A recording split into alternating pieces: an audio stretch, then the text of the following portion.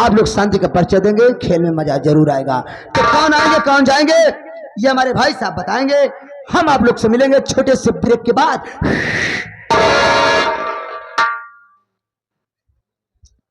Hello, Dausa जिला रीवा है। जिला रीवा, ग्राम जगापुर। जगापुर में एक सेठ महोदय रहते हैं जिनका नाम है सेठ जगन्नाथ जाहिल। सेठ जगन्नाथ जाहिल जी आ रहे हैं।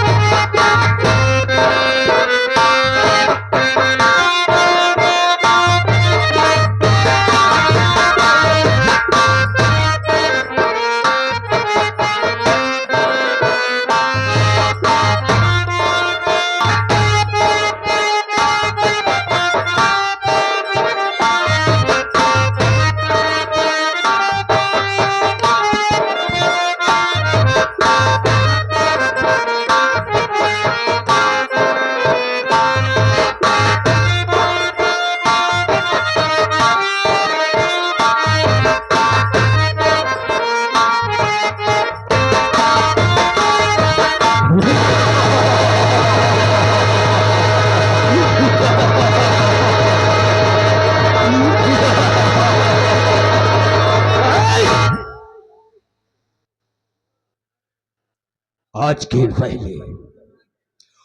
पहले जब मैं आया करता था तो यहाँ पर तमाम जबरदस्ती रहा करते थे, लेकिन आज कोई नहीं दिखाई दे रहा है। और आज आप देखना चाहेंगे कितने ड्यूटी करके पैसा लेते हैं और कितने ससुरे अपने घर में सो करके पैसा लेते हैं। आओ आओ बरखुरदार आओ।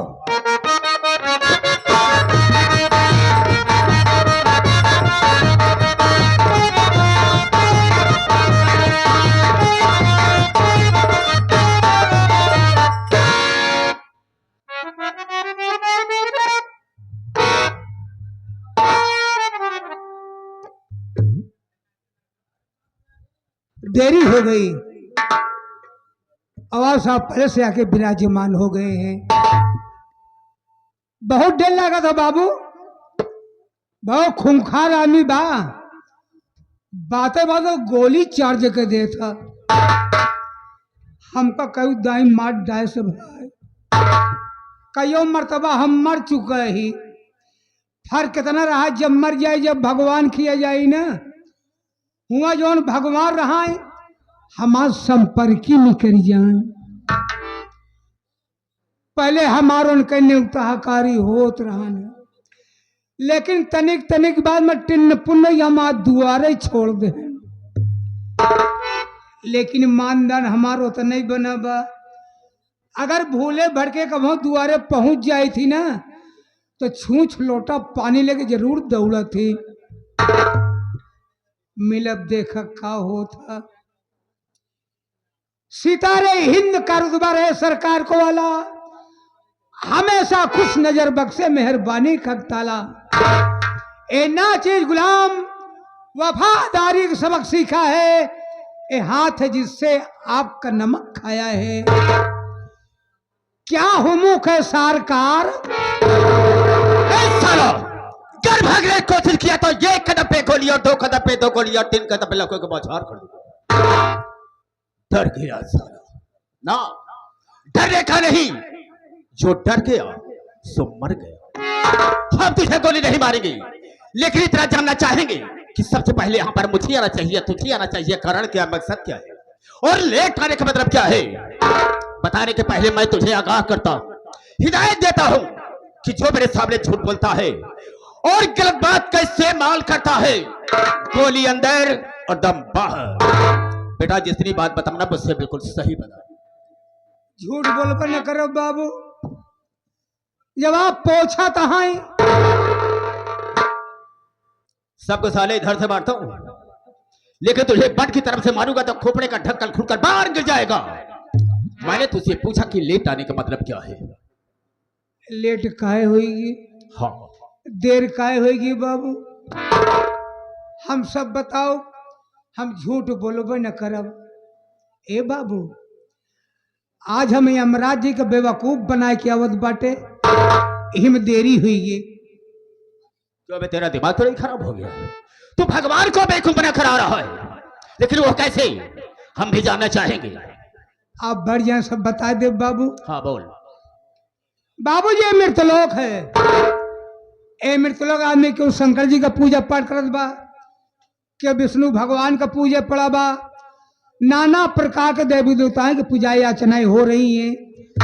हम कहें पूजा पाठ न करब, अगर हमका तपस्या करेगी बा तो हम यमराज की तपस्या करब। ए बाबू, यमराज की तपस्या करे खातिर बाबू हम जंगल में भाग गए, जंगल में पहुंचे बाबू, हम खड़ा हो के लागे करे तपस्या बाबू, और कोनो बात नहीं, दर्शन नहीं मिला हमका, अब का करी, हम तुरंत ओलरी गए, लेटे लेटे ढेर दिन करे बाबू तपस्या। आप कहे चौकत तपस्या बाबू, तबो दर्शन नहीं मिला, हम आप कौन जुगल लगाई, हम तुरंत उठ के बैठ गए, उकरू मुकरू बैठ के बाबू हम जल्दी जल्दी करे लगे।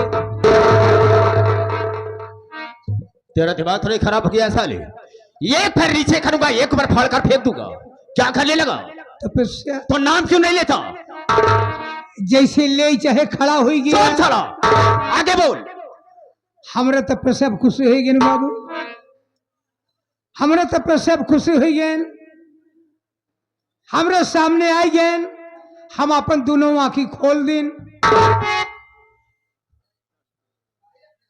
बोले बेटा मांग ले, मांग ले बेटा मांग, हे बेटा मांग। उठाकर साले फेंक दूंगा 5 फीट ऊपर चले जाओ, कुत्ते की औलाद। क्यों बे, मैं तेरा बेटा हूँ। यमराज जी हमका कहता है बाबू, तो इशारा मेरी तरफ क्यों करता है? आई तो 2 जने कहाँ कर जाई। अच्छा बोल साले बोल। बेटा यमराज हमका कहता है मांग ले, हमका कुछ न मांगा, बोले हमारी तपस्या के तो को मांगना पड़ेगा, हमका मांगब 3 चीज मांगब, अपने खातिर न मांगा, सब तोहरन खातिर मांगब। यमराज जी कहें ठीक है, तुम्हारा मतलब है कि तू हमारे वास्ते मांगेगा, तो मांग ले, मौका पाए मांग ली न बाबू। हम कहे अगर आप खुशी हैं ना, तोहरे भैंसा वाली सींग जवनी बा खड़ी हुई के आपस में एक हुई जाए। कहता है मान बाबू, इतनी मोट इतनी बड़ी सींग भैंसों के बीचों भी एक खोपड़िया पहुंच तक गई। बोले दूसरा वरदान में हमका मांगब, कहन मांग। हम कहे अगर आप खुशी हैं तो आज आप इस सिंगे ऊपरा बैठ जाए। यमराज हक बकाई थे, सिंही पे कैसे बैठे, लेकिन हारी बाजंजाल फंसा बनिया का करे सौदा करे। यमराज पता नहीं का सोचन बाबू, वही सिंगे ऊपर जाए के ऐसे हथ से बैठिन तो गए। हिसाब किताब बदलैला, हाथन जी भी निखरी आवती बा, ओए पैसे छटपटात हैं, कहा अरे गा, अब गा गा गा, अरे गा गा गा गा, वही कहता हूँ हाँ, अरे अरे मांग मांग, तीसरा मांग। हम कहे मंगबे करब, का कहूँ जात हा का, कहन जात नहीं ना, हिया जात बा। मौका पाए तीसरा मांग ली। हम कहे अगर आप खुशी हैं तो तोरे भैंसा वाली सिंह जैसे रही वैसे फिर हुई जाए। लाग सिंह अलग हो, लागेन चाचा फैलावे, लागेन छटपटाए, बड़े बड़ा बदतमीज है बे, सुअर की औलाद। भाग बे, भाग साले, भाग बे, भाग बे। जब कहन भागवे इतने में मोर आँखिए खुल गई।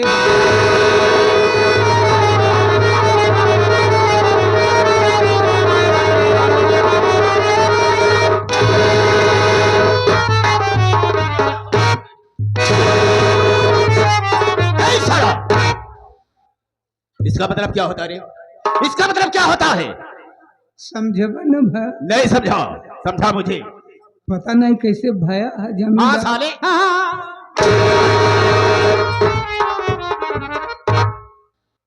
बता मुझे। पहला इशारा हमारा ऊपर गया। हाँ, ऊपर क्या है?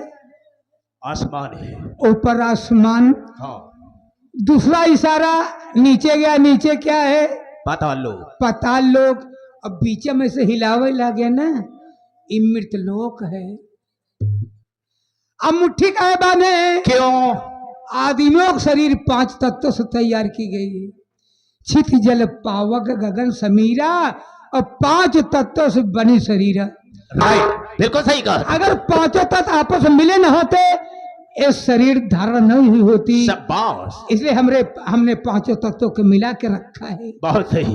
एक के मतलब यही भव। ठीक है, sit down at this ground. कान से कम सुनाई देता है। मैंने कहा जमीन पर बैठ जाओ, बैठ जाओ। कह क्या रहा हूं, बैठने के लिए कह रहा हूं ना। और सुन मेरी बात को, भले बताओ, अब इसके लिए मुझे पानी की भी व्यवस्था करना होगा। साले लेट क्यों बैठा है? आथर मार कर बैठ। ए बहरा साले, मैं कह रहा हूं आथर मार कर बैठ। सुन मेरी बात, जब मैं भाइयों से बात करूंगा, माताओं बहनों से बात करूंगा, तब बीच में बोल करके डिस्टर्ब नहीं करेगा। हाँ बिल्कुल नहीं बोलेगा। अबे कह दिया नहीं बोलेगा। हाँ तो मेरे दोस्तों,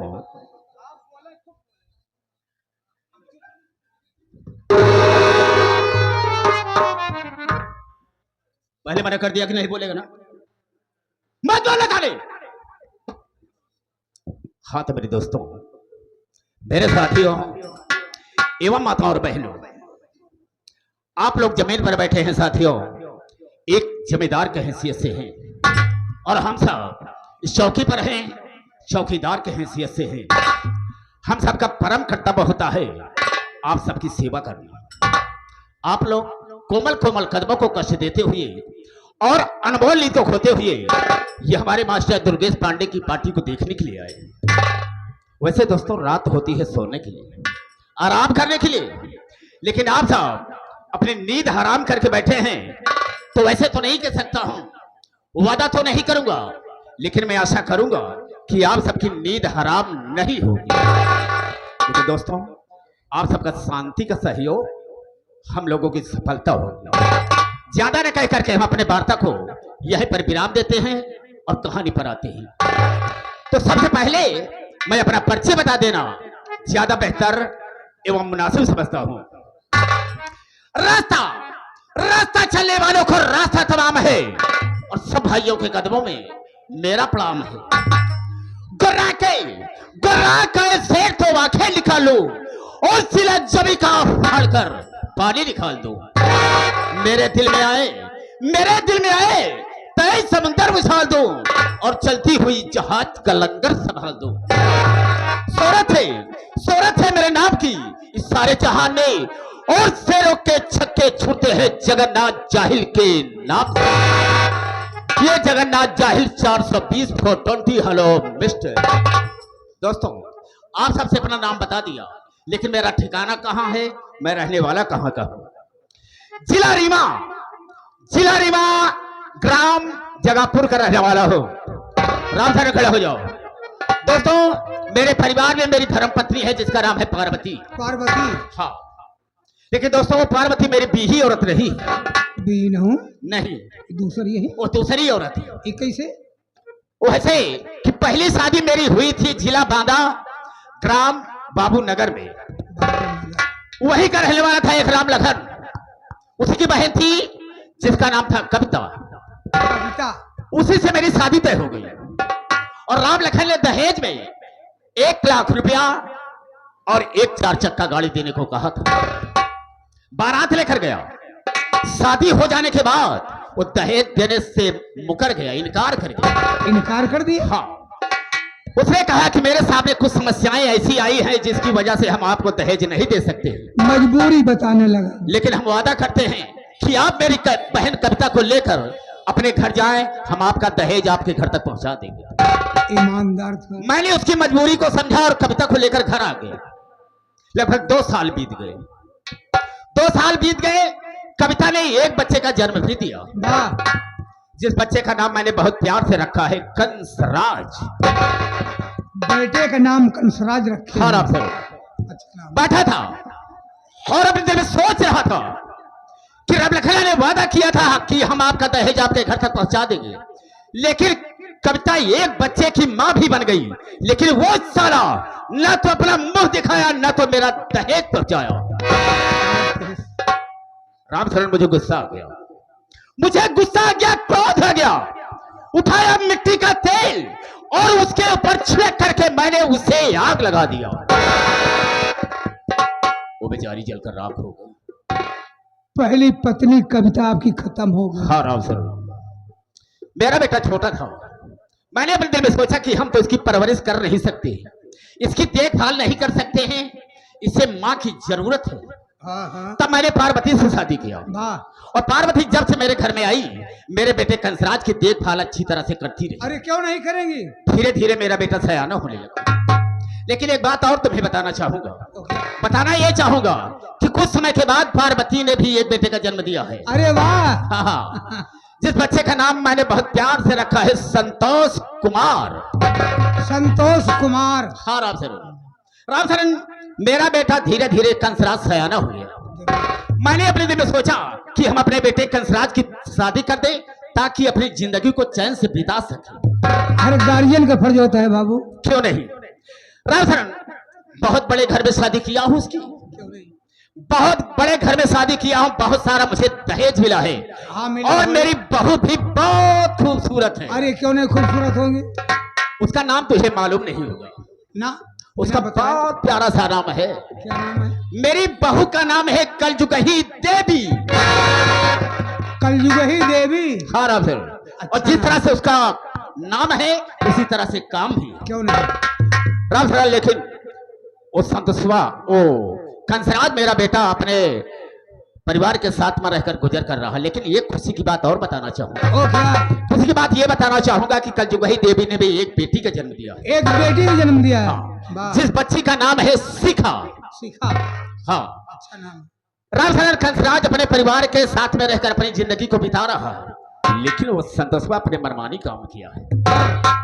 मनमानी काम ये किया है कि एक दर बदर की ठोकर खाने वाली भिखारी से वो ससुरा शादी कर लिया। अरे और मुझसे पूछा भी नहीं, कुछ भी नहीं भाई। और समाज में उसने मेरी बहुत बड़ी बेइज्जती की है।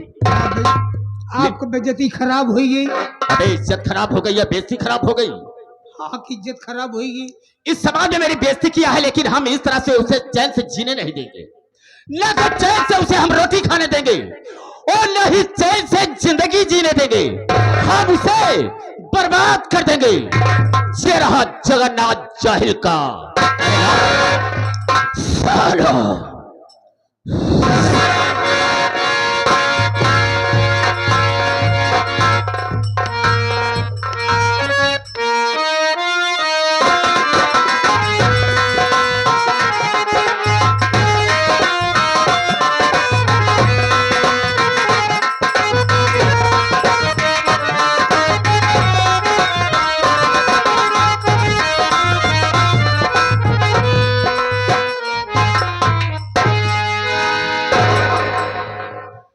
माननीय श्री मेला मालिक, मेला कमेटी वालों और दूर दराज से आए हुए नौटंकी कला के समस्त प्रेमी भाइयों को सगुन स्वर संगीत पार्टी की ओर से प्यार भरा नमस्कार।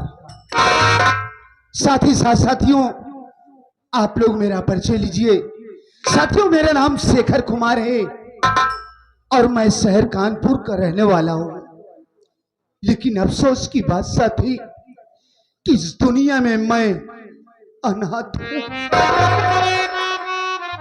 इस दुनिया में मेरा कोई नहीं है। लेकिन साथी, एक वक्त था कि इस दुनिया में मेरा भी एक हंसता खेलता परिवार था। घर में मेरे बाबूजी थे जिनका नाम श्री कन्हई राम था। मेरी माता जी थी जिनका नाम श्रीमती कल्पना देवी था। एक मेरी बड़ी बहन जिनका नाम सावित्री देवी था। साथियों, गरीबी चरम सीमा पर होने के कारण मेरे बाबूजी दिन भर मेहनत मजदूरी किया करते थे, लेकिन फिर भी कायदे से 4 प्राणियों के लिए शाम को 2 वक्त की रोटी नसीब नहीं होती थी। एक दिन की बात है, मेरे बाबूजी काम पर से शाम को घर आए और मेरी माँ से कहने लगे, अरे वो कल्पना, अरे जरा अपने दोनों मासूम बच्चों के चेहरे के ऊपर नजर डालो।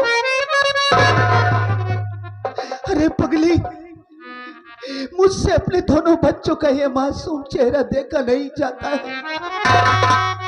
मैं दुनिया का पहला ऐसा बदनसीब बाप हूं, कितनी मेहनत मजदूरी करने के बावजूद भी कायदे से मैं अपने दोनों मासूम बच्चों का पेट भी नहीं भर पा रहा हूं। अरे धिक्कार है मेरी जिंदगी में कल्पना।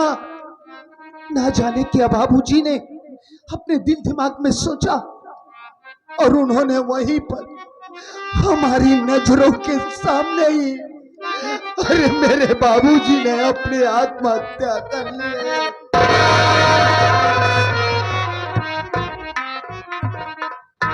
यह दृश्य देखकर मेरी मां तो अवाक रह गई, दौड़कर बाबूजी की लाश से लिपटकर रोने लगी और अचानक उन्हें भी हार्ट अटैक आया और मेरी मां भी यह दुनिया छोड़कर हमेशा के लिए चली गई। मैं और मेरी दीदी बाबूजी और मां की लाश से लिपटकर रोते रहे। अचानक ना जाने क्या बात मेरी दीदी ने सोचा और वो भी मुझे वहीं पर तन्हा अकेला छोड़कर मेरी दीदी भी ना जाने कहां चली गई। मेरी उम्र लगभग 8 वर्ष की थी। बाबूजी और मां की लाश से लिपट कर रोता रहा।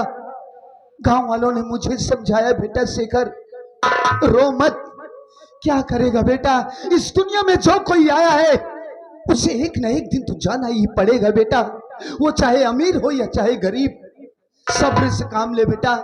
अभी हम गांव वाले हैं, हम तेरी सहायता करेंगे।